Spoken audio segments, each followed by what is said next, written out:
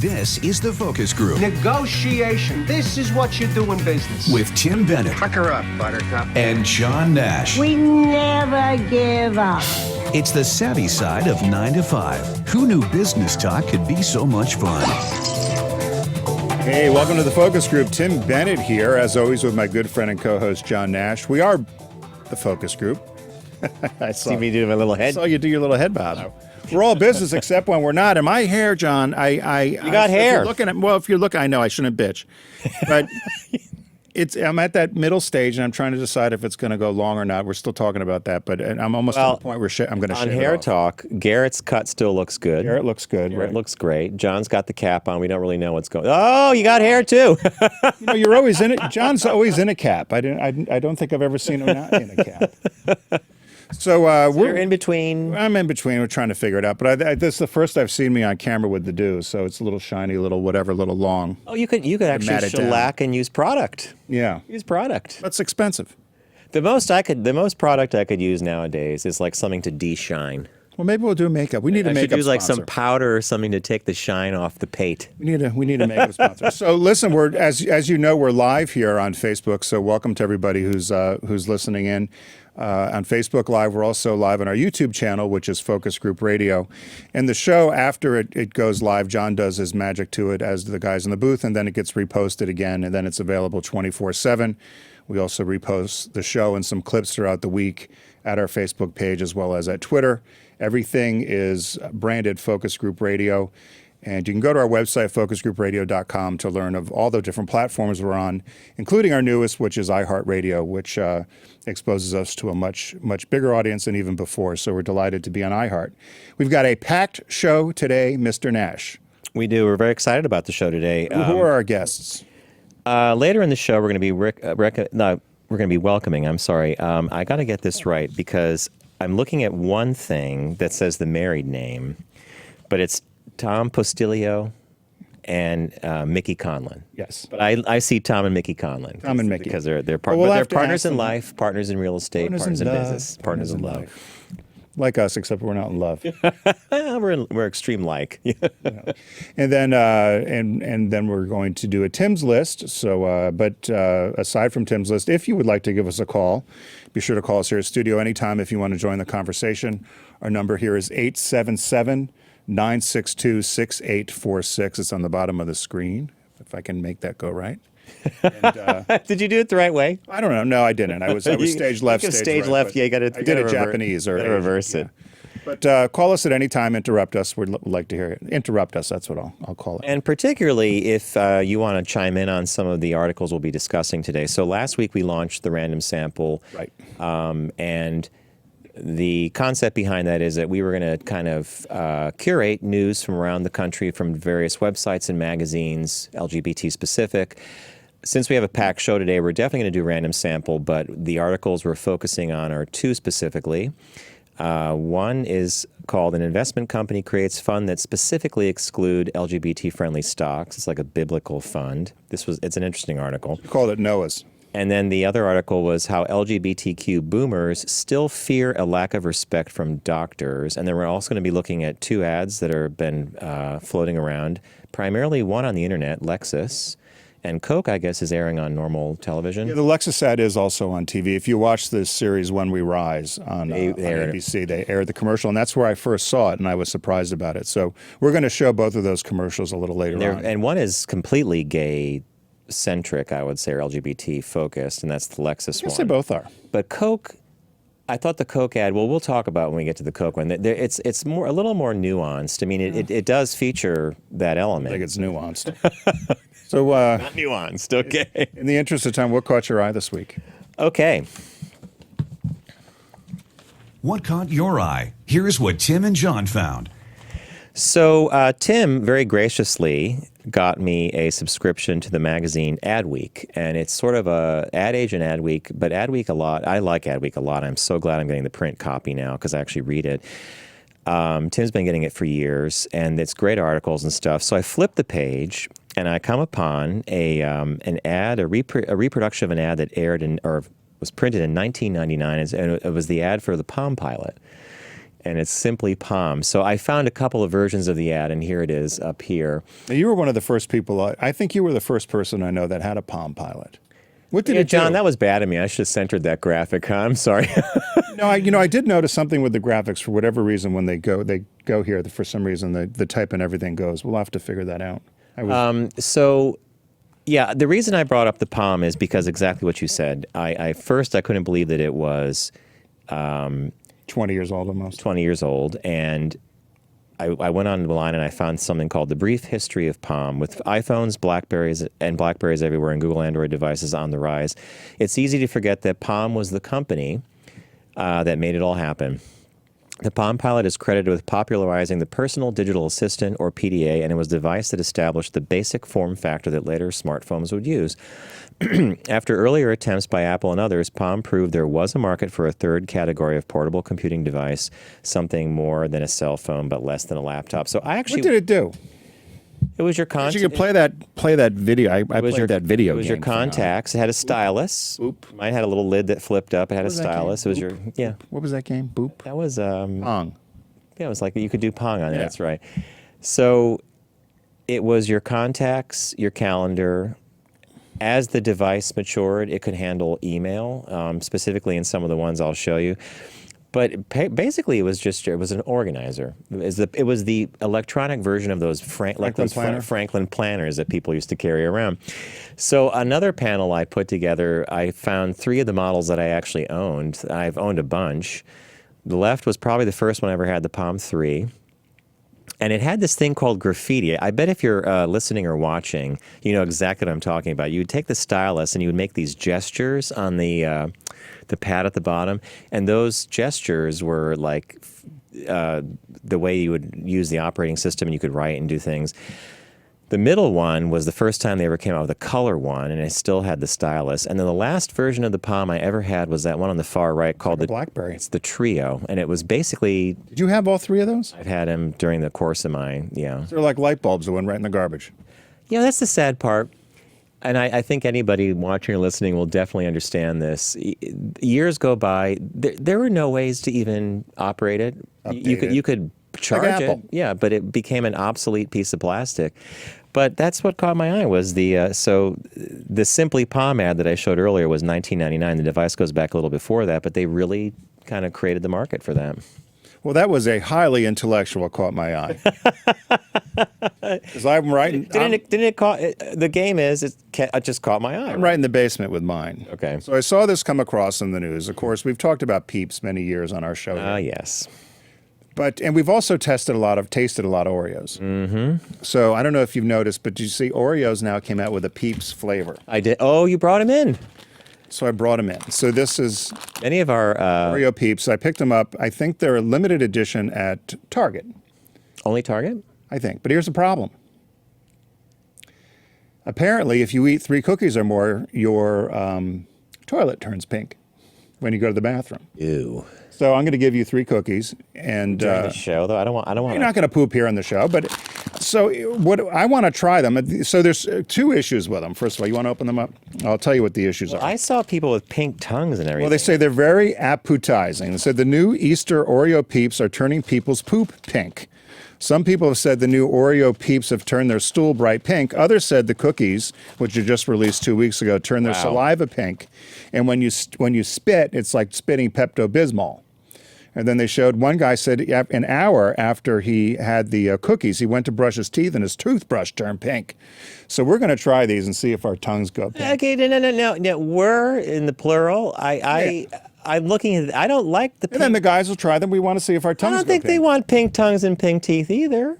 People went onto social media, and one person said that 1 cookie didn't do it, but if you had 3 cookies or more, and if you eat the whole bag, you're definitely going to stink it up. I thought, as a brand extension, they should have released these in June during Gay Pride, then we could all poop pink. So they said an Oreo spokesperson said... like a true marketer. Right. An Oreo spokesperson told the Huffington Post that the limited edition cookies do contain a bright pink food coloring, F, D, and C, red number 3. Not like, remember, red dye number, The approved coloring can temporarily change the color of the tongue and the inside of the mouth. It said it is common that brightly colored products such as ice pops, gelatins, drink mixes, and so forth can do this to you. Such foods can also temporarily color your stool. But it was unintended. They're claiming it could be a bit anecdotal, but you saw the guys there in the PowerPoint with the pink tongues. Anyway, I want to taste one. Are you gonna have? You know, this is the first time I've been afraid of a You gotta Oreo, try it. of an Are Oreo, you guys gonna try them? an Of Oreo course you taste are. test. Yeah, sure. Yeah, John, we got to try them. I'm gonna see now. Look at my. I tongue. don't want like. You see my tongue? First of all, it smells like I'm holding a chemical. It is a chemical. Yeah. Yeah. Look. See, it does go pink. Oh, they kind of taste gross too. I just had a little piece of the pink, and I'm not digging these. Oh, we'll have 3 of them and see what happens. We'll let you know next week. Yeah, I'm gonna just. But they taste like an I'm Oreo. gonna put my little cookie over there. John, to put a cookie away, you know something's up. Yeah, Tim is not lying. For me to say no to a cookie means I'm a fearful cookie guy here. So that caught your eye, huh? All right. So as John mentioned earlier, we have a couple of quick articles and then 2 ads we want to show you. The first article that John selected was about this investment company that's creating funds that specifically exclude LGBTQ-friendly stocks. And the company calls itself the Chick-fil-A of investments. It's a place called Inspire Investing, and they launched 2 ETFs, which are exchange trade funds, which target investors who want their portfolio holdings to represent their personal faith. Yeah, and So what does it exclude? well, it says here in a February 10th regulatory filing, Inspire Investing vowed explicitly to forego buying shares in companies that have any degree of participation in activities that do not align with biblical values. Now, I'm going to go back to that one in a second, including abortion, alcohol, pornography, and the LGBTQ lifestyle. So I suppose if a company advocates stoning, I can't believe you ate that cookie. Anyway, It's actually not bad. Cookie wasn't bad. I'm going to have 3. back to the Chick-fil-A of investments. Well, Inspire first of all, we Investing. need to do something Michelangelo said, and this is where these conservatives go crazy. Being gay or lesbian is not a lifestyle, No. so we can start right there with Well, this. that knocks out a whole pillar of this thing to begin with. Right. Inspire Investing utilizes a web app. Okay, you're going to love this one. That performs an online search to determine a company's adherence to Christian values. I'd like to know who wrote that algorithm, right? Because that's what we're talking about here. So Christian values. No Starbucks, no Google. Those are the high moral purity make the cut. We should really have looked up the fund. I mean, does it mean John Deere's in, but Starbucks is out? Apple's clearly not in this portfolio, right? No Google. Actually, some of the largest companies in the country won't be. Yeah. I think everybody, all of the Fortune 1,000, I think everyone offers domestic partnership benefits, except ExxonMobil. Just go back to the religious freedom bill in Indiana when Mike Pence was governor. Think of every corporation that stood up and said, you can't do this. Now, this algorithm they use, their app that would scan the web, wouldn't that be under the Rubicon of activist company because they're making a statement? I would think so. I mean, you're right, and I think we should do a little investigation and see what actually is in the fund, because I am curious. The one thing that I thought was interesting at the end, they said they're going to donate 50% of their corporate profit to Syrian refugee relief efforts and clean water projects. Oh, and I don't know, did you see the article, the video clip that accompanied this? No. Okay, so they interviewed the guy, Robert Netzley, who runs this Inspire Investing, who kind of came up with it.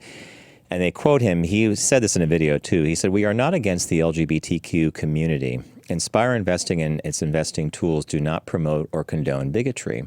In fact, we love our neighbors in the LGBTQ community and encourage companies to offer equal benefits to all of its employees.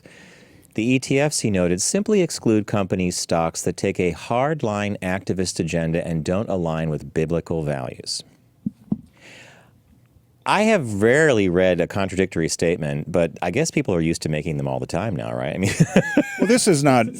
I mean, this is probably not new. We have friends, Pam and Nancy, that way back from the Rainbow Card days, that there were a group of LGBT investors that put together a similar fund with companies that were LGBT friendly, and you can invest in them.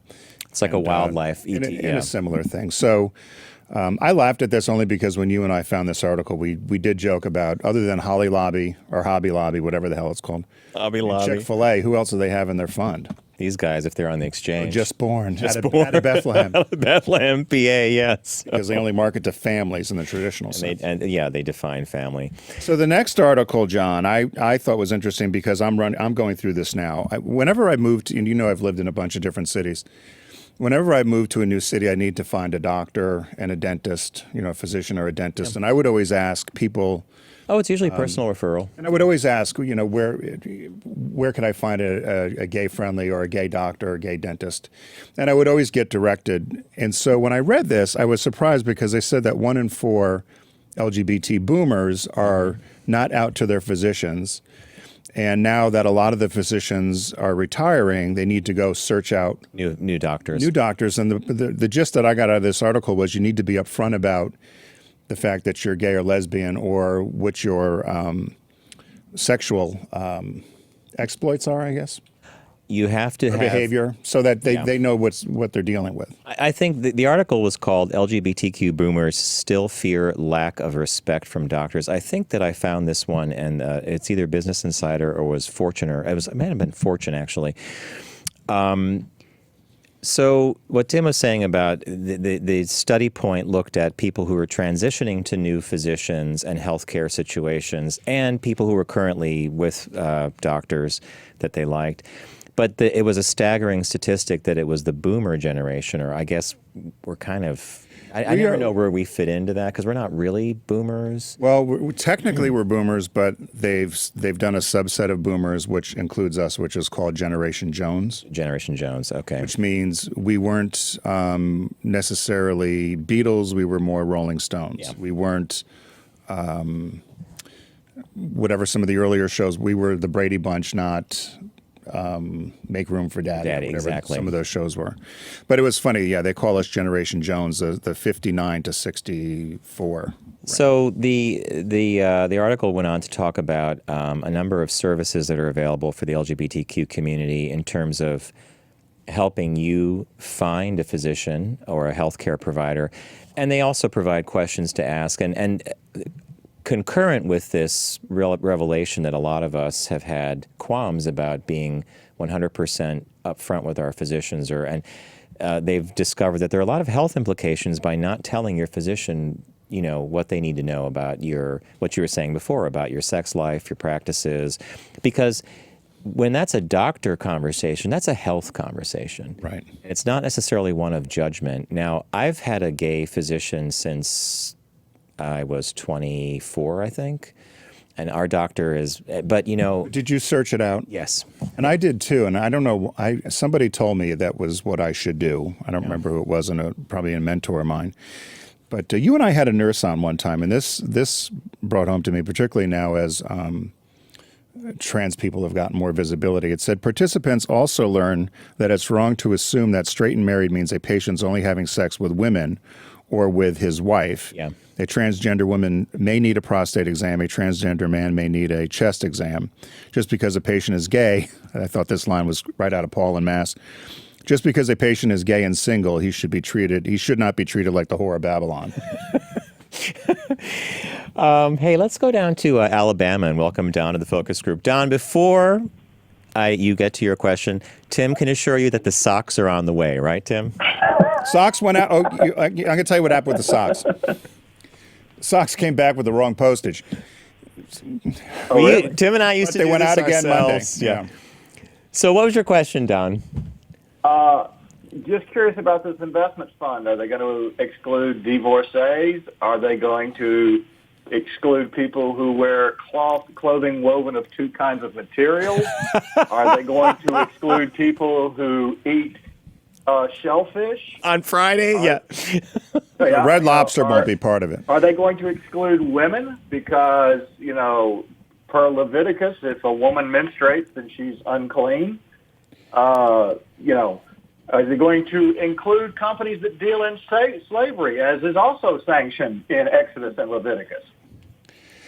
Not only is Don an extremely talented experiential designer. He's in Rocketown down in Alabama, but you know your Bible. So here we go again with the utter hypocrisy of cherry picking what people think are biblical values, right? I've said this a million times. Any religion, I don't care what it is, where religion starts, logic ends. Yeah. So, hey, you know, Don, I once heard, who was the Christopher, I'm going to remember in a second, he was a famous... Radko? No, he was a famous agnostic atheist. And Hitchens. And so he began one of his books this way. He goes, in all of nature and all of history, we've never experienced a virgin birth.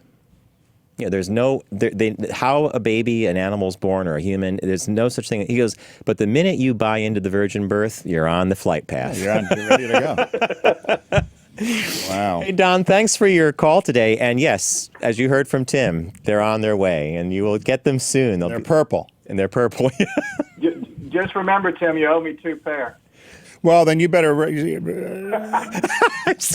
contact me through the Facebook, and I'll get them out personally. I got your Hawaii question, and I got the TIE Fighter. Yeah, he got a TIE Fighter. That was my therapy toy. Well, that's a new list. That's a therapy toy. That's a new list. Yeah, we're on the Christmas list right now. What year? We don't have the benefit of our old Sirius XM infrastructure, but we're getting there. We're catching up. So thank you. Well, thanks, my friend. Talk to you soon. Thanks, guys. All right. So to wrap up the LGBTQ health article we were talking about, there are resources available. There's something called the GLMA. I want to get the acronym correct. It's the Gay and Lesbian Medical Association. And it's made up of doctors and nurses who are LGBT or LGBT allies. And just to wrap it up, and on a really great note, the medical industry itself is aware of this, and they've had their many years now have gone into training new physicians and new medical staff to be more culturally sensitive to the patient and to understand the needs of the gay community or the LGBTQ community. I read my tongue in. I am not having that done. Eat that cookie. I am out. Look, my tongue's not. I didn't have that. You got to eat that cookie now. Okay. All right. Now we've got 2 quick commercials we want to show you before we welcome Tom and Mickey to the show. The first one is a Coke ad that you may have seen. It's about a mom, a son, and a daughter, and they all vie for the attention of the sexy pool man. And it's part of their campaign, which is in its 2nd year, called Taste the Feeling of Coca-Cola campaign. You want to show the ad? And then before we air it, John, as a creative director, I'm going to tell you right now, I would have insisted that the pool boy not be wearing the little shirt he's wearing, but that's just me. So we can play the ad.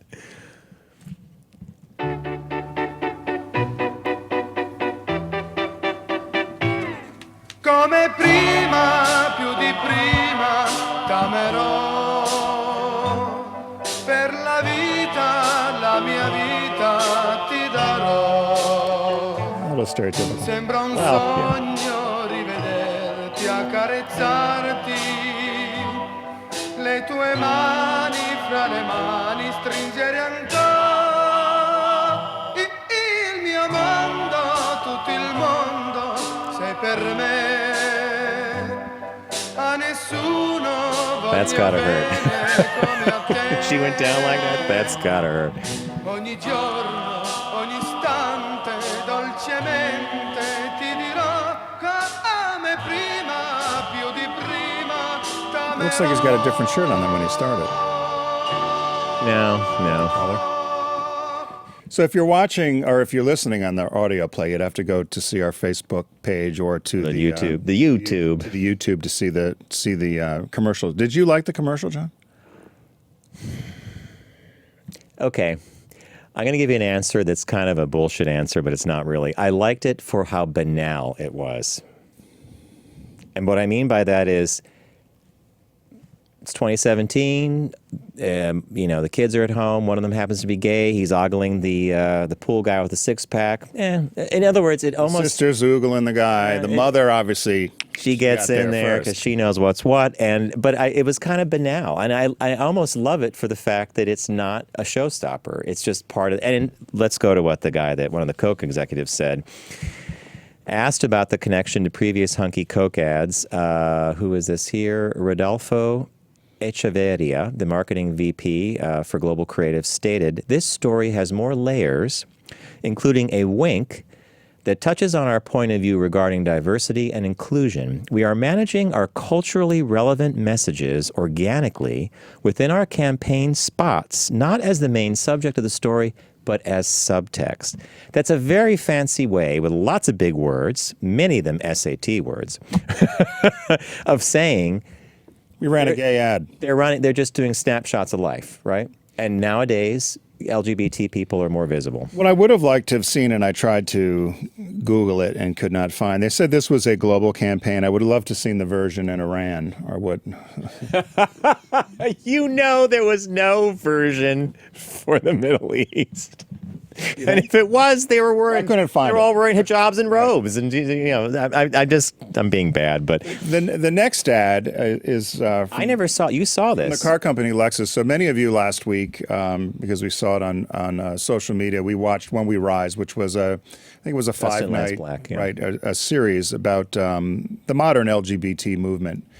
And I thought pretty well done. It has critics out there, but I think for prime time to have ABC TV show something like this, we've always talked about this, whether it reached one kid in the middle of nowhere, that we never saw anything like this on TV. Good point. For us growing up. Excellent point. So I got sucked into it, and I was watching it, and all of a sudden it went to commercial, and I wasn't really paying attention, but I thought, I want to see who's advertising here.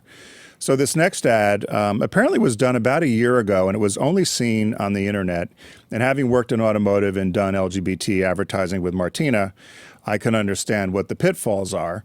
But I was glad to see when John and I did the work with Subaru, it was now probably 15, 20 years when we did TV, and we had lots of specific rules from sales about people touching and how we show same-sex couples together. There have to be friends. So I was happy to see this ad. So take a look at this Lexus ad, and you'll let us know what you think. You live your life ahead of the curve. Introducing the all-new Lexus RX. Aggressively designed, luxuriously styled, and engineered to keep up with you. So other than the fact of about a half a second of him saying good morning to his husband or partner, or whatever, it's a regular car ad. It's active and so forth. But I thought, knowing again what you and I went through to try to get something on cable TV, whether it was Logo In or a one of the gated sports, channel, right? Like on one of the Logo. sports channels, I thought to have that run nationally was Pretty big. a pretty good thing. What did you think? First, my garage elevator doesn't operate that way. And, don't we all live on the coast of California and drive beautiful empty highways? Now, Lexus has had a pretty consistent track record with speaking to the LGBT community, I would say. And so I wasn't surprised that it was their brand that did this, but I agree with you that the casualness with which they could have. And in fact, there is a straight version of that ad, and it's almost beat for beat. It's husband and wife, and that's how you would know they did that. That's how you save money. And that's how. So I actually, and I applaud the fact that it was a digital-only effort, being that it was going to be on the internet, that they then used it to air on national television during When We Rise, which I think is cool. Yep. And the other thing I would say about both these ads is if you wind this back 10 or 12 years, the blowback from those ads, if you had aired those. Oh my God, it would be the Million Mom March. You're not buying Coke, boycott Lexus, whatever. Well, these both have kind of gone under the radar. They both have come out within the last week or two, and there hasn't been any. Well, we'll wait. I'm sure the AFA or somebody will come. John, before you take us to break, I forgot our business birthday. Oh my God! Everyone does celebrity birthday greetings, but the Focus Group is the only show in the universe that celebrates business birthdays. Happy birthday to John W. Siebold. Now, this is right up John's alley. Siebold. I know Siebold. Yeah, he was the father of computer typesetting. Uh-huh. His firm is at Rocappy, research on computer applications in the printing and publishing industry. Started in 1963, was a pioneer in developing computer-based typesetting systems. Mm-hmm. And he had gone to a number. They said initially, way back when he would see that it was way too arduous to try to fix type, set type. So he developed this system for aligning and pagination and all this other sort of stuff within typesetting, which doesn't interest me at all. I was a typesetter for years. I know you were. That's why I picked him. But it said his son Andrew said he was the first person to reference what you see is what you get, as it refers to computerized processing. Yeah. And he picked it up from the Flip Wilson show. Because when he would do the character Geraldine, remember when Flip Wilson would do Geraldine? Is what you get. So they said he coined the phrase, which became WYSIWYG, and they used it a lot in the 70s. And then they said that he also was the first, he convinced U.S. News and World Report to be the first customer of the ATEX publishing systems, which again was another way to typeset and became very dominant in the 70s and 80s. So happy birthday, Mr. Sebald. He died at 88 years old in 2004. Do you know anything about him? Well, I do actually, because if you knew about the history of electronic type, following him were Verityper and CompuGraphic, which all picked up on the concept and the technologies that he pioneered. But it revolutionized the news cycle, because now you didn't have people hand setting. You could actually get the galleys quicker. And anyway, and I love the little WYSIWYG thing. That's new to me. All right, so we are now going to be welcoming Tom Postilio and Mickey Conlon to the show, and while we set up for them, you're going to watch a little thing on Volkswagen has this Strange Terrains. It's a beautiful little documentary series. They sent a photographer to the Bonneville Salt Flats. Now, I want to go. Tim does not. No.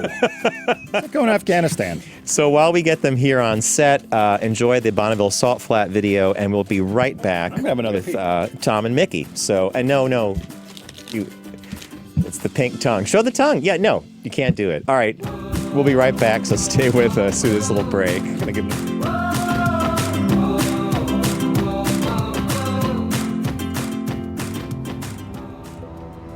There's nothing like Utah anywhere else in the world. You've got layers beneath the surface and above the surface, and sometimes an endless surface that just stretches as far as the eye can see.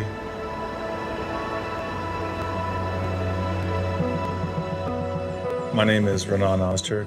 I'm a climber, an artist, and a National Geographic photographer. I went on assignment for Volkswagen in the desert in Utah to showcase the new Golf Voltrac.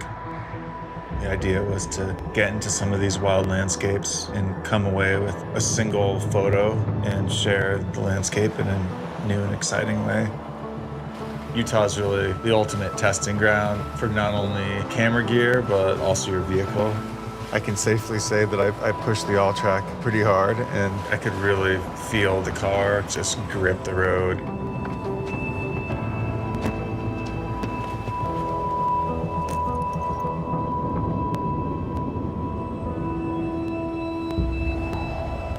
In a landscape as stark as the salt flats, there's nothing around as far as the eye can see.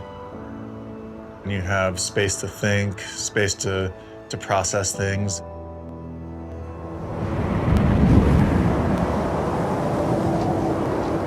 If you're a photographer that's seen a lot of beautiful places, you can get jaded and lose your drive. But like going back to a place for me that's close to home, like the salt flats, and constantly trying to find new beauty is a good mental exercise. Shooting the salt flats for me is really about finding that perfect light. It's nearly impossible to find a new frame because it's been shot so much, but it's also a place that'll always be infinitely different and changing with the light. When you put a figure on that landscape, it just pops. And it's a really beautiful, simple composition that also combines a beautiful moment of reflection.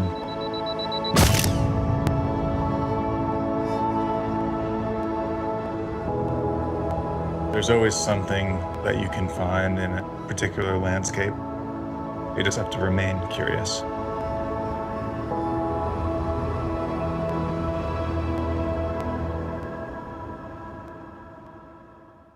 Now, back to the focus group with Tim and John. Glamour today is nothing but a tight skirt, loose hips, and wet lips. An entertaining look at the world of business. Make it work. Make it work. Make it work. Work. Hey, welcome back to the focus group. Tim Bennett here. Am I out of the thing? Am I too high, you're John? Good. You're There good. I am. You're good. Welcome back to the focus group. Tim Bennett here with, look at right next to me, John Nash. Good friend and co-host. If I look this way, I got to look this way. Okay. And we're all business. Run off. We're all Run business off. except when we're not. And as John promised, before we went to break, we have joining us here in studio. We've got Tom Postilio. Tom, do you want to say hello? Wave your hand so they can see you. Happy to be here. And Mickey Conlon. I'm here too. Yes, you're there too, and you're known as the Dream. You were on the very popular HGTV series "Selling New York." Where indeed. You guys were dubbed the Dream Team. But before then, you both had very active and successful careers in entertainment on Broadway. Tom, I heard you were the heir apparent to Sinatra. that was my former title. Your former title, and Mickey, you were a producer on such things as Xanadu and Jane Eyre, which indeed were up for Tonys, weren't they? So by the way, all the stuff about these two cool guys crossed with us perfectly. Christine Ebersol.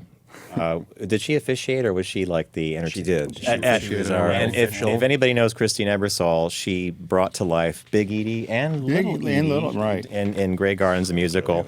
Xanadu is one of my all-time favorite movies, and Tim actually picked a song out of there for Xanadu was my little theme. So you produced that was a big hit. It was a hit. It was, theater is a tough business. Yes. Real estate's a tough business. Well, Theater's that's a what really we tough wanted. business. So we do an awful lot on the show where we talk about second and third acts. Mm-hmm. And having you both had successful careers in on Broadway or in theater, how did you decide to get into real estate? We looking back, there are many crossover skills. But the last thing that I did professionally in New York City was a little off-Broadway show called Our Sinatra, which was the perfect gig for me because I grew up a kid in Ozone Park, Queens, went to see Sinatra at 14 years old at Carnegie Hall. Bam, I was hit by lightning. I was like, wow, I have to do that. I want to do that. Frank Sinatra. So I made a living for many years traveling all around and singing the Great American Songbook. But it was, I guess, it's 14 years that I've been in real estate now. And the last thing I did was that little off-Broadway show. And the show ended and it dried up. And all of a sudden, after a year and a half of steady work and a paycheck and health benefits, I had nothing to do. And a very dear friend of mine, who's now the CEO of our company, said, would you consider real estate? He said, you have a nice personality, you know a lot of people, I'll introduce you to the right people. And I said, does New York City need another real estate broker? What a smart question, right? Like, his answer was, there's always room, and the rest is history 14 years later. And Mickey, so how did you get involved because you knew him first, or what came first? Well, I got into real estate when I was in college. My freshman year in college, it was summer. I needed to get a job. You went to Duke, right? Went to Duke. Okay. And I didn't want to do something ordinary. I didn't want to, be lugging boxes. And my family was in real estate and encouraged me to get my license. And I did that at 18, and it was a great thing for me. So back at that time, cell phones were less prevalent. Mm-hmm. And so I came back. I built a business. It was kind of moving well. I was getting clients. I had listings. I went back to school with my beeper, because I had a beeper, and my beeper would go off in the middle of class, and I'd run to a payphone to call to set up a showing with somebody who was still in New York, and I thought, I can't keep this going right now. So I put it on the shelf for a while. I always had a love for architecture and real estate, but I had to put it aside at that moment. Wow. Now, real estate is a very, in my humble opinion, it's a tricky business. Mm-hmm. A lot of reading body language, knowing your client, listening extremely carefully to what they're not telling you. There's the list of what they want, and there's the list of what their body's telling you and everything. But also, it's kind of a, I think it's sometimes very alpha dog. So how are two top brokers, like, you guys don't work on the same stuff, or do you have separate clients? We do. You do, okay. Oh, yeah. Yeah, we tell all our clients, partners in real estate, partners in real life. So when you hire us, you get the two of us, and 24/7, we eat, sleep, and breathe our clients, which is probably also one of our biggest challenges, to sort of try to turn that off at certain hours or put the phone aside or whatever. But yeah, it's tricky, and you do have to listen very carefully. One of the first conversations that we have with people is that whether you're spending $1 million or $10 million, there will always be something that you're not going to get. I'm chuckling because when my husband and I bought our house upstate years ago, our broker, who's since passed away, named Caroline, she used to have a Cutlass Sierra and a big long quilted jacket, and she smoked all the time. And she goes, "Boys, you got to know something. There's no utopia." That's right. It's absolutely true. And really, once you learn the lesson that you could be next, and she described how the county was set up in terms of classic old farmhouses right next to a trailer, right next to a 60s modular, but there's no utopia. It's got to be, you have to see it. I'm terrible. It was the other half that I'd walk into a house and start looking at all the objects in the books. I'm like, what are they reading? And they're like, you're not supposed to do that. See through, see the bones. Well, that and people have cameras in their bookshelves, so you have to be. We've been called out of rooms like, don't do that. The seller is watching you. What? Well, that brings us to the point as how many, just to give people, because we're broadcast around the country, if not the world. How many realtors? Do you know how many realtors there are in Manhattan? 18 or 20,000, I think. That's just in the city. Yeah. And you're not kidding. Yeah. No. And so Bravo, for instance, has had these reality shows. I forget what they're, $1 Million Listings or whatever. And so many people would want to be that. I think they want to have these $5 million, $10 million properties. You don't just fall in. How did you get to that point? Because you handle luxury, right? I mean, is it exclusively luxury, or would you sell me a $40,000 studio sort of thing? A $40,000 studio in Queens. I wouldn't sell it to you because we buy them all. $40,000 studio. I'm in Philly, so that's still kind of expensive. What do you get for $40,000 there? You don't even Like get a parking spot. No, Okay. that's $250,000. But you know, I do kind of half joke about this. So I live in Philadelphia, but no New York. John and I grew up together in Connecticut, and it seems to me, the real estate in general, whether it's San Francisco, New York City, Chicago, Washington, D.C., Boston, it's unattainable if you really wanted to get a great place in town. Yeah. I mean, what would the average person, if you wanted to have a great 2-bedroom with an office apartment in Manhattan, what is that going to realistically cost? Well, you're high with an office, you're high end already. $1.5 to $2 million. Do you have a doorman and a gym and amenities and all of that stuff? I mean, we usually say if it's a full-service building with some amenities, it's $1 million a bedroom. I mean, that's kind of how we... $1 million a bedroom. That's the easiest way to break it down. I mean, of course, there's all kinds of... But is that how you guys decided to do your niche? Because I was trying to figure out, how do you get into... Because there's an awful lot of people that are trying to sell these to somebody who might only have $10,000 to put down on a property somewhere. Or are they just not buying in Manhattan? Probably not. If you only... That's the other big question that we discuss is how are you getting to the closing table? You know, you can think that your budget is $1 million, but when you break it down on paper and we look at the financial forms, it could be less, it could be more. You know, people don't fully understand how the math works. And it's best to have those conversations early, just to avoid any frustration down the road, because it's fruitless to go out and look at 14 properties only to find out your net income is about, $25,000. You're just not getting a mortgage. You're not passing this co-op board. There are so many layers, so many walls that are built up in front of people in New York City that don't exist elsewhere in the country. Now, on that score, do you guys find, all right, 2 questions. How often do you have to do like a flash course or refamiliarize or recertify? Is that something in... Every 2 years. Just did it. Okay, every 2 years. And I went to check. I think that you have to keep doing it forever now, because unless you were licensed for 15 consecutive years up until the year 2008. Prior to 2008, yeah. You don't have to do it anymore. You're grandfathered in. Right. Okay. But the two of us, based on when we got into the industry, 14 or so years ago, we'd have to just keep doing it. And we barely have time to do it. We're too busy selling real estate, but they make us go to these classes. But do you take that opportunity when it's time for recertification or you're taking a class or re-educating yourself? Do you often set aside time as a team to say, how can we tweak what we're doing? Do we need new materials? Do we need new headshots? Like, are you always on top of your PR game, sort of, or your image? We have a business coach. We have a team. There's 5 of us on the team, including Mickey and I. And weekly, we have a call with our business coach to just constantly be looking at what are you doing? What can you be doing better? Now that Do you have your fascinates own? me. Do you have your own? It's your own real estate company. No, where you're we're part of Douglas Part Elliman. of Douglas Elliman, yes. So And I've noticed every single image, picture, everything you guys done, it's the same bow tie. We were admiring that it as brand- brand and is that marketing your guys. brand? We're like, thank Our, you. our branding is consistent, and within that branding, we're constantly trying to reinvent the way we do business and the way we appear, because the market shifts. Right. If we're doing it one way all the time, let's say the luxury market is hot. If everything you're doing is focused on $100 million properties and there's a shift in the market and you're still going here, you're not doing business anymore. So we're constantly reinventing ourselves, constantly adapting, and just trying to be fresh, because very often we put out a lot of materials, a lot of branded materials, and it's very flattering to open the newspaper and see somebody absolutely copy our shot and try to mimic our branding. By that time, it's just flattering because we're on to the next thing. So do you? So if one of your clients says, "I'd like you to look at a property for me in the islands or another San Francisco," will you do that as well? Yeah. Will you travel? Sure. Absolutely. That's the power of Douglas Elliman. We have these offices all throughout the country and an international partnership with Knight Frank.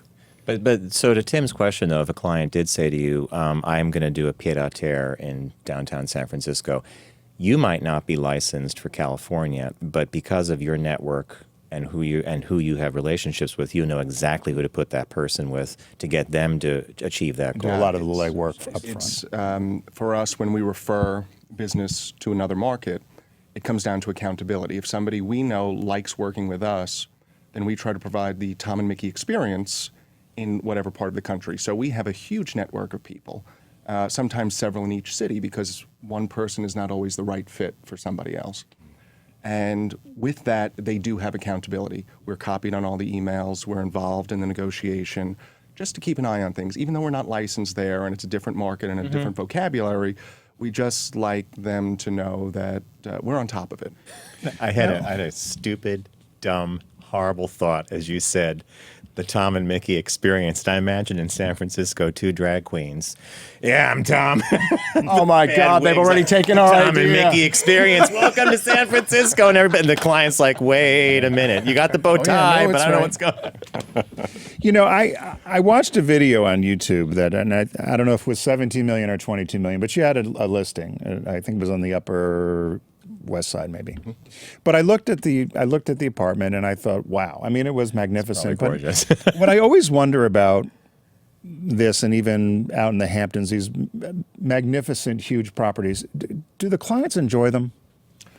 Because they buy. They love that look. They buy Like, these. well, what a good question. Well, you were showing this walk-in tub with the rain. It was a rain. Yeah. I thought, oh my God, it was a walk-in tub. You'd live in the rain and thing, I thought, right? Is whoever bought that, are they really enjoying that, or is it just I want to one up the?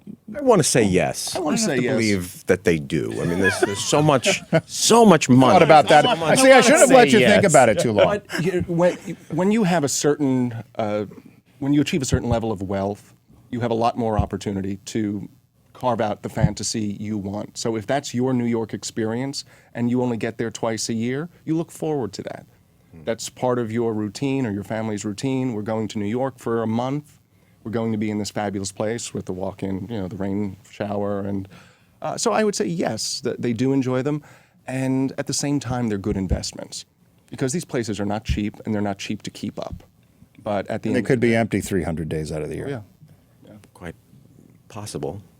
Now, switching gears, you guys are big contributors to the LGBT community, and you've supported a number of really cool initiatives. And I'm looking here, two of my favorite, actually, Bailey House and Live Out Loud. You're still involved with both? Yes. Yeah, and the Bailey House Gala is Tomorrow night, Chelsea. and we are so heartbroken that we can't be there this year, because tomorrow night is the big annual Douglas Elliman Awards program at Radio City Music Hall. We were like, Okay, but the Radio Can't City. you split up? I guess we Never. could divide and conquer. Off-brand. It's like you're Off-brand, just cutting the tie in half. That's your drag queen idea again. Throw a wig on you, Tom. I'm giving you the Tom experience. I'm not Frank Sinatra. I'm his ugly sister. On that charity front, are you going to sing? Ooby dooby doo. But I noticed, and congratulations or thank you for all you've done and all you give back to the LGBT community. You must get inundated though with requests. How do you decide which ones you're going to support and which ones you don't? That's a very good point and a good question. Yeah, because you want to support them all, and you can't. We do. Yeah, and it's the ones that speak loudest to us at that moment, and it's the message and it's the quality of the organization and the commitment of the people involved. And when we see the level of commitment and the countless hours they spend to build this up, and it's a thankless job, a relatively thankless job, I agree. certainly monetarily. Yeah. Right. If they had put that much energy into a more business-like pursuit, they'd probably be very wealthy. So the fact that they do this and invite us and give us the opportunity to contribute what we can, it's a great honor.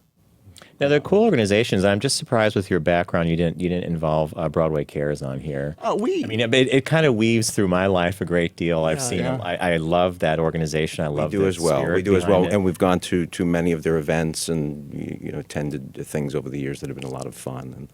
But yeah, we do. Well, that goes to Tim's thing. How many you can only have so many on your plate, right? What's next for you guys? Wow, we're building a house and we're determined to enjoy it. Are you building it in Manhattan or somewhere else? In Long Island, on the north shore of Long Island, in a little town where Mickey grew up. So, I love the North Shore. Is it far out towards Hampton's land? Or? Oh no, it's only 50 miles east of the city, a little village called Nissaquag. Never even heard of it. We like it. we love it. I can edit it out later if you want. Little town called. I bought all the land already, so don't think you're going to get a deal. No, you got all the lots already. No, it's very special. It's only about 50 miles east of the city, so it's halfway to the Hamptons, and it's just this quiet little. You guys are very smart. We used to rent a house in the Hamptons for a couple summers, East Hampton, and I used to marvel at the fact that it would take longer to go 90 miles or whatever it was than it would take to drive all the way to Albany or points north. And it's insane. The traffic was insane. And by the time you were so stressed out. And then everybody's running to the barefoot contest, whatever they're doing. And you're like, then it's time to go back to the city. You're like, okay, that was... That was part of our decision. Plus, I hate helicopters, so... Why fly around in a fishbowl? That makes But no also, sense. it strikes me that if you're doing this, it's probably like a true retreat. Like the thing about the Hamptons that surprised me was it's everybody you see in the city. They're just wearing bathing suits, That's our point. So you're going to sit in traffic for 3.5 hours to see all the people you just left behind. Save time. It's for us, it's easier to get to. It's about an hour and 15 minutes. And if we have an emergency, if we're relaxing, watching the sunset, but we have to get back to the city to take care of a client, we could do it like that. Now, one other question I wanted to ask you about was your passion with architecture. And you guys are also involved in a lot of the landmark preservation stuff, the Central Park Conservancy. Does that go back to just your love of real estate, or does it go back further to school? Like, I love architecture personally. So is it a long time thing of yours, or is it after you started in real estate? No, it's a very long time pursuit. I think if I weren't doing this, and if I had a mind for engineering, which I do not, that is something I probably would have pursued, because I did start to pursue it from an early age. And that passion is what drove me into real estate. When I first started in the business, it was working for a very small firm that specialized in historic properties. I knew a lot about historic properties. It meant more to me, and it really energized me. Instead of white brick buildings here in the city, like those old cookie cutter floor plans, like it's 2 bedrooms, it's 1.5 bath. These have a heart. It's. Now, I studied architecture in college for a while until the math started, and did you build with popsicle sticks? Well, I might have. And also, my last name is my name, John Nash, is the same name as a famous British architect who was known for facades but shoddy construction. And I had a British architecture teacher. He goes, "Are you related to the Nash who created beautiful facades?" He goes, "Such as the Royal Crescent in Bath." He goes, "But had crappy buildings." And I was like, "Uncle John, yeah." But then when the math hit, it was like, okay, so architects do need to know a lot about engineering when they're drafting. And I was like, okay, so I could love the buildings, but at the same time, I think you ended up in a good course there. Is there anything for sale in Trump Tower? Always. I mean, have you run into, the elephant on the table, obviously real estate in Manhattan? Do you run into the Trump organization at all, or is that just... It's inevitable, of course. Yeah. And what do you think? We just had a listing that closed in one of the Trump properties on Central Park South, and it was an interesting experience because we first met with the seller just prior to the election, and they were apoplectic as to how this was going to go and how that would affect the sale of their home. And we reminded them that there's a lid for every pot, and believe us, and somebody will buy this apartment. Right. And then of course the election happened, and the apartment was on the market, and we had inquiries from brokers who said, "Is this a building where they're removing his name?" Because my client would like to see the property, but they won't come to see it unless his name is coming down. And we said, we checked just because the question was asked, and the answer was no. But so those people didn't come. But the long story short is that we did sell it. Somebody bought it. It closed, and That's a fascinating one, by the way. When you drive down the West Side Highway now, there's all the buildings along, I guess it's from 72 down to 59, 57, sorry. I believe that 3 or 4 have pulled Trump down, and there's only 2 or 3 that have the name up. Was that a building decision? The residents of the building voted on that. Really? Some of it was a safety decision, too. At least that's how it was spun, because they felt that if it said Obama, it was the same sort of thing. So having it was a target now by being Trump and him being president of the free world. That's fascinating. we called the managing agent, tried to buy the T and the M. Really did. They wouldn't hear of it. They wouldn't hear. They had to buy all the letters. We're keeping an It eye on comes as a eBay. complete set. It's a complete set. Hey, guys, I want to thank you for joining us today. It's been an absolute pleasure. Do you want to give our audience contact information? Sure. It's our website is tomandmickey.com. Tomandmickey.com. Ampersand or A&D? A&D. We would love to have had the ampersand. I don't think- Technology is just not there yet. Yeah, you can't do that. That's right. It's a unique character. Tomandmickey.com. Indeed. And you can find them also through Douglas Elliman. You could enter the site, but you'd prefer tomandmickey.com, right? It's just easier. Why not? It's a direct route. Take the fast train. All right, so we have Tom Postilio and Mickey Conlon. Guys, thank you so much for joining us. You guys are a great brand. You look fantastic. I'm still jealous that they had Christina. I'll not let that Christina Ebersol go. Well, Paul Lind wasn't available, so if you're going to get gay married and go all the way. Hey, before you guys go, if you could pick a number 2 to 7 for Tim's list. Just game we play later on. Yeah. 2 to 7? Yeah, just pick a number between 2 and 7. I would go 7. 4. Well, all right. Well, we'll be generous. Yeah, we'll do Do we get 2? Yeah. All right. So 4 and 7, right? 7. and 7. That's on the next page. We're going to win a parting prize. You're going to get a prize for that. Yeah. So Tim's list today, John, do you want to announce it? Okay, yeah, so I'm going out to break. So thanks to you guys again for joining us. Tim's list, we're going to put this up while we're going to reset here. The 7 easiest citizenships to get in Europe. The 7 easiest citizenships to get. So if you're us and you want to have a citizenship. I'm moving. Trump's president. Here's where you got to go. 7 easiest citizenships to get in Europe. All right, it's Focus Group. Stay with us. We're going to be right back after this quick break, and it's Tim's list time. So get your dialing figures ready. Oops. Brought to you by the new Volkswagen Golf Alltrack, soon to be everywhere.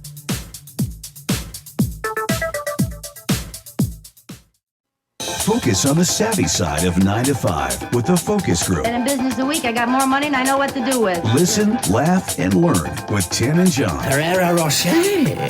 He is doing well. I just saw a whole big thing of Ferrero Rocher at Costco. I got a picture of it for you, John. You should buy him. I actually like that cheap candy. Hey, welcome back to the Focus Group. It's Tim Bennett here, as always, with my good friend and co-host, John Nash. We want to thank Tom and Mickey for joining us from HGTV Selling New York. They were a lot of fun. We could have talked to them for longer. For a long time. And I can see why they would make a great broker pair. I just think there's a great energy there, and they probably make it such a fun experience to buy a Make property. a lot of money. So so call us at 877-962-6846. And we're going to give away 3 pairs of socks today, and so you get 3 out of 7. So it's And almost I just want to say, now? say for the record, The boys, did they eat the Oreos and get pink? hey guys, yeah, what'd you think of the Oreos? I haven't tried it yet. Okay, yeah. Oh, they were good. Garrett tried it. His tongue's pink. Is mine still pink? Yeah, it looks like Pepto-Bismol. It's just vile.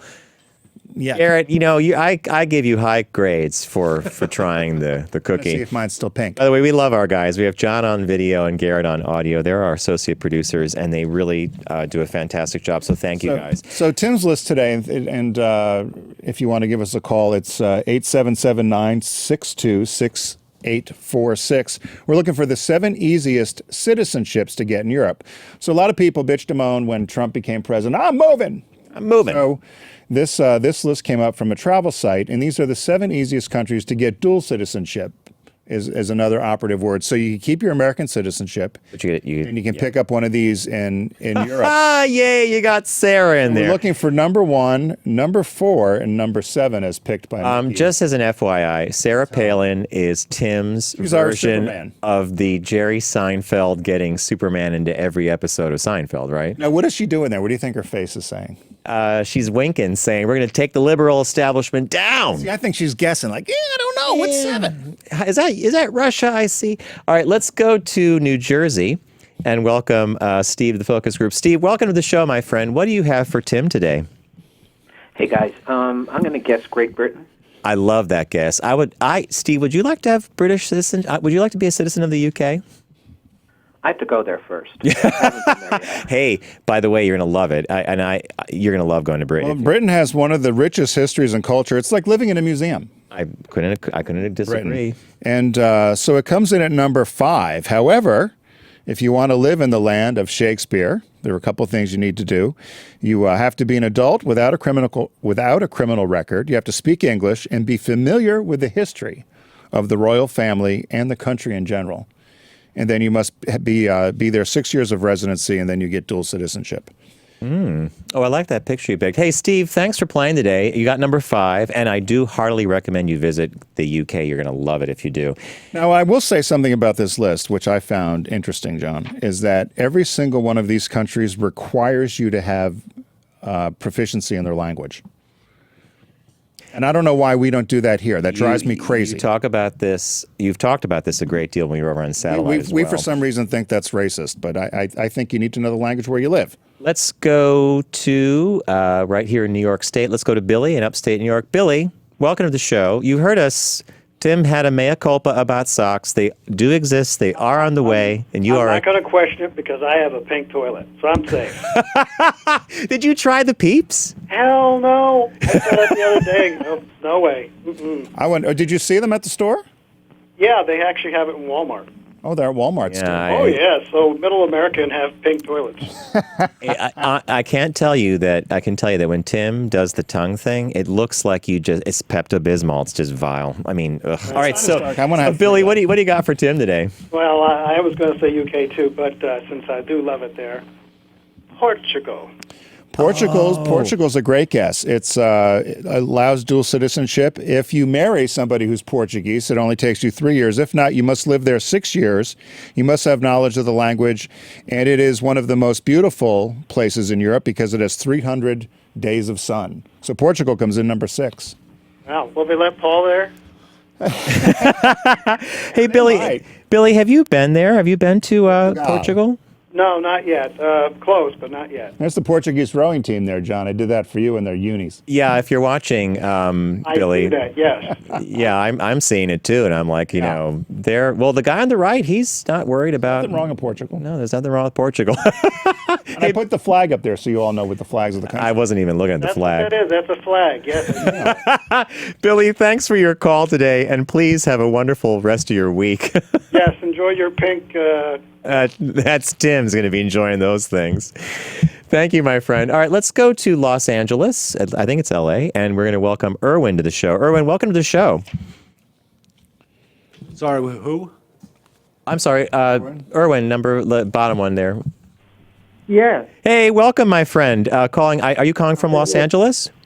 I am. Sunny L.A. Okay, and hey, L.A. just had a vote. Particularly sunny today.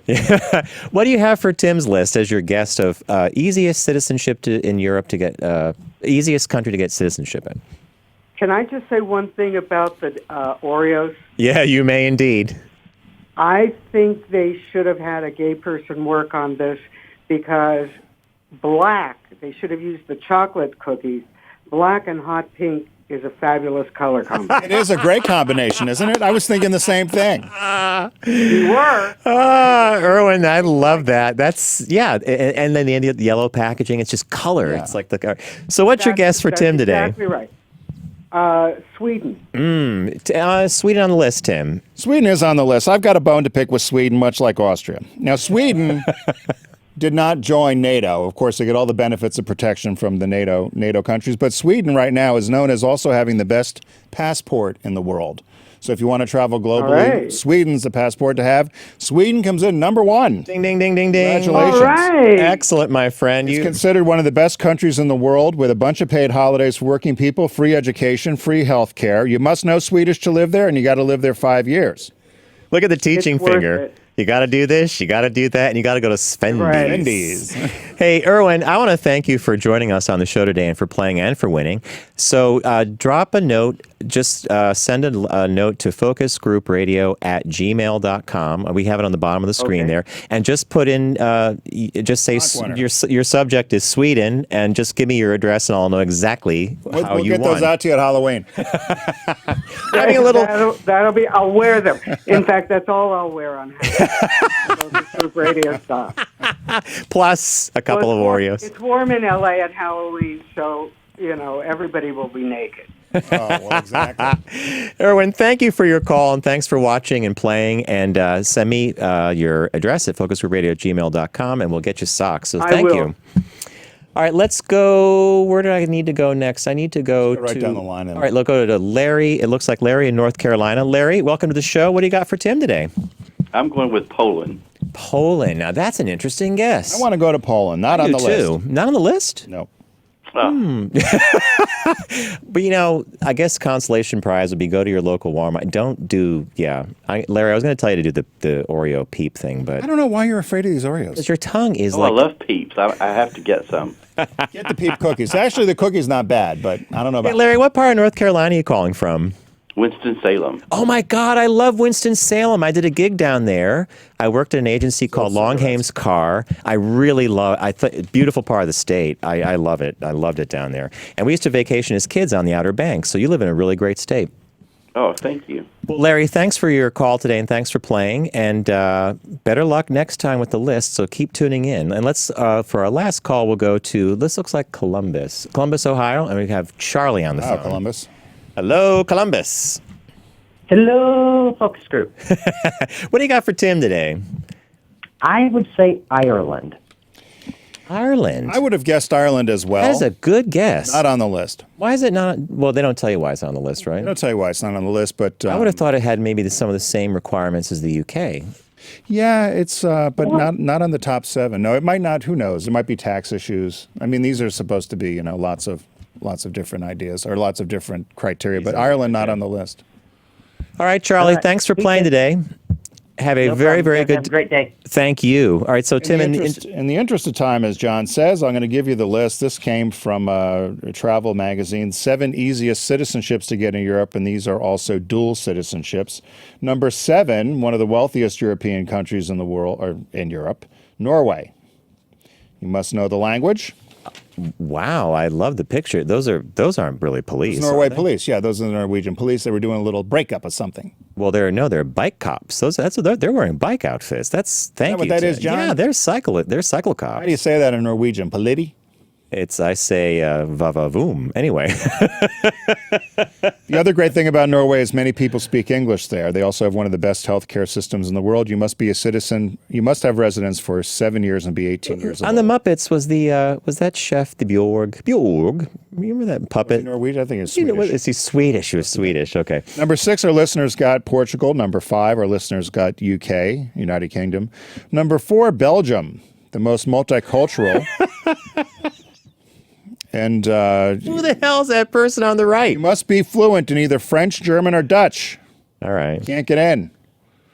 So I don't know why we won't allow people. I don't know why we don't pick English as our language. I know all the grumpy. That was number 4. Number 3 is France. Bonjour. Oh, my favorite thing. Tim put up a graphic. If you're not watching but listening, there's a little picture that says buffet is French for get it yourself. So France also, and southern France has 300 sunny days a year. They said the one thing that people have a misnomer about with France is that it actually is pretty inexpensive when you get out of the cities. It's true. So France is number 3. You must know the language, and you must be 18. Number 2, I put it on a map because a lot of people don't know where this is. Malta, which is off Italy. You and I have always wanted to go to Malta, huh? If you buy a house 350 euros or more, 350,000 euros or more, automatic citizenship. So Malta is south of Sicily? Yeah, it's right there in the box. Okay. 90% of the people speak English, 70% speak Italian, warm winters and pleasant summers. And number 1, our listeners got Sweden. So that was the list this week. Thank you all for playing. Hey, fun show, Tim, and a great list. We want to thank everybody for making time for us today, and we hope you make time for us next week as well. We want to thank Tom Postilio and Mickey Conlon for joining us today from Douglas Elliman, and it was tomandmickey.com. Is that the... tomandmickey.com. Is that their website? Check them out. I think they're really cool guys. Big thank you to our partner here on the Focus Group, Volkswagen of America. Tim and I are currently driving the VW Golf All-Track all-wheel drive wagon. Love it. Driving great so far, and I guess I'm getting burn-in. I'm getting 30 miles to the gallon now. Yeah, I'm getting a little over. Excellent. And the car is telling me, the car is blue. Did you see the blue display yet? The little... No. I'll have to show it to you later. All right. Hey, anyway, thank you, VW. Thanks, everybody, for joining in. Tune in next week, and we'll see you then.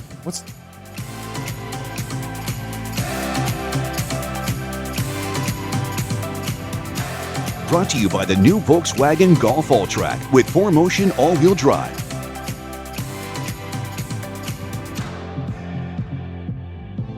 It's the Focus Group with Tim Bennett and John Nash. Formerly on Sirius XM satellite radio and now accessible on all platforms. Subscribe, like, and rate us on your platform of choice. Learn more at focusgroupradio.com.